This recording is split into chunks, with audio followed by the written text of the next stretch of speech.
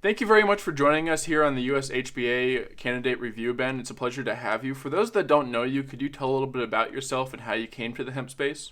Thank you so much. It's an honor to be here. I moved to Washington, D.C. back in 2009 to be the first full-time hemp lobbyist. I was dedicated to the legalization of industrial hemp for all of its uses, and I worked tirelessly to build bipartisan support in Congress for the Industrial Hemp Farming Act.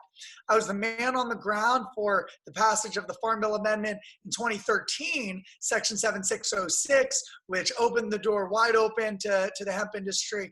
And so I've really been dedicated to the hemp plant for many years. Even before that, before I started working for Vote Hemp to do that. So I've just been really dedicated to hemp for all of its uses, far beyond the flash in the pan that we all see today. And Absolutely. specifically, when it comes to hempcrete, hemp building materials were one of the early uses that I really identified as something that could really help change the paradigm towards more sustainability, in the United States. That's great to hear. Could you tell why you would make a great board member? Absolutely. So my experience in the hemp industry, in the hemp movement, I've been speaking at hemp conferences for over 10 years. So I have a great understanding of the people in the industry and the movement. My experience on Capitol Hill gives me that ability to, put on the blazer, be really professional, and to be able to talk about this kind of at that level. My proximity in Washington, D.C. gives me the ability not only to meet with members of Congress in their offices and their staff, but also with other national associations, coalition organizations, groups like the U.S. Green Building Council. They're all concentrated right in Washington, D.C., and I'm right in the middle of it. So those, different perspectives give me, an interesting, I kind of, not only that, but as a lobbyist, I work with both sides of the aisle as well. And so that gives me a keen understanding of how to talk about and the issues that we really need to be addressing.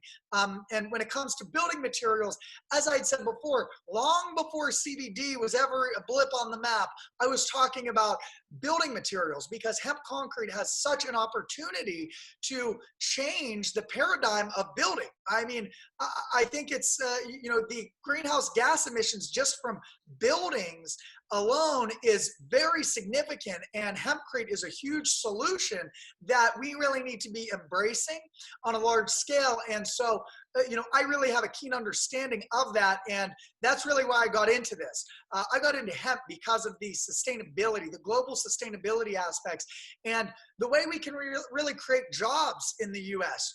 This is a real opportunity. When you look just at hemp building materials, I think it might actually be the biggest opportunity for hemp because of how big the construction industry, how big the carbon emissions are from conventional construction, and how we can really take action on this and build our acreage up, because this is a real industrial use for industrial hemp. Absolutely. It's very important to have people that can interface with policymakers because that's like one of the biggest hurdles to overcome here in the industry is to get all the policies and everybody on the same page to make sure that we can move forward as an industry. And so, where do you envision the hemp construction industry being in the next 5 years, and what do you think the roadmap looks like to get there? That's a great question. There's obviously a lot of uncertainty in the hemp industry right now. And, we all wanted it to be like, oh, hemp will be legal and then it'll be growing everywhere. But I've likened it to a train leaving the station. Trains don't just go 0 to 60.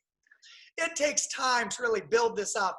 And there's also a learning curve. I mean, we haven't grown hemp in the US in such a long time that just learning how to do it the right way to benefit the farmers and learning how to process this in a way that is really cost effective, it's going to take time. So 5 years is actually a pretty small amount of time. In the 10 to 15 years, that's where we're really going to see this really blossoming and growing. And reaching to the full potential. But in the next 5 years, I'd really like to see exactly what we're already seeing. And that's the amazing leadership from, and that's why I love USHBA is the leadership that we're seeing on the local and regional levels.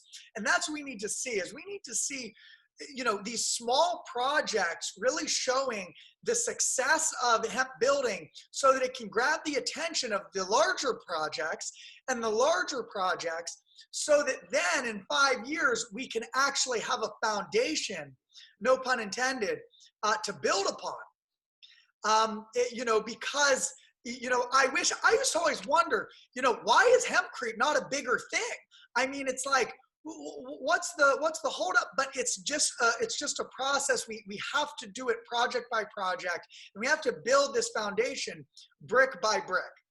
And so over the next 5 years, I think that if we just keep doing exactly what we're doing, I've talked to people at the U.S. Green Building Council. I've talked to people at large architecture and development firms, and they're just not ready to embrace hempcrete yet because they haven't seen it being proven in enough projects, and there's so many regulations and hoops to jump through and building codes.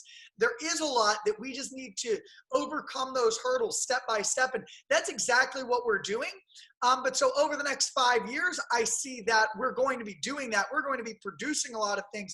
I see so much potential with with tiny homes, with construction, but especially finding people that really want to build, sustainable homes so that we can really, corner the market as far as the green building so that then we can go into the much larger industry of the construction industry, which is just a massive industry, a massive market, and that hempcrete can compete on. I mean, hempcrete has clear benefits where we actually are a premium building material that's better than what's being used. It's safer, it's healthier, it's obviously more sustainable, and you're going to see those cost savings in the long run.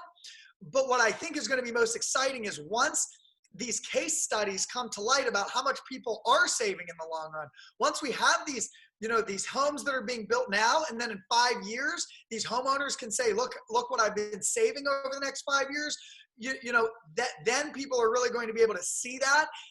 And so we're just going to be really picking up steam, and picking up that momentum to really push into the larger building industry and construction industry.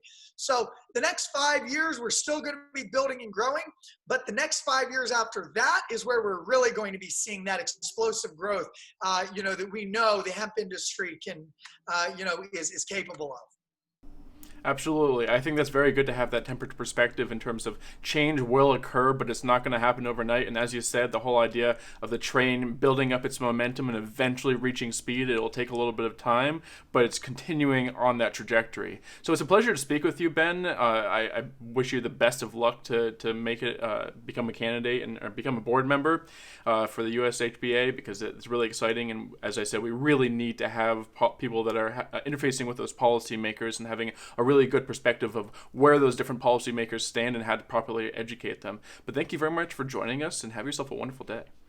Thank you so much. I really appreciate your time, and thank you again to the USHBA for this leadership, and for all of the candidates. Everybody looks great, and there's so many great candidates, running for the board that, I'm sure that USHBA is going to have an amazing board, and I am honored to be a candidate. Thank you.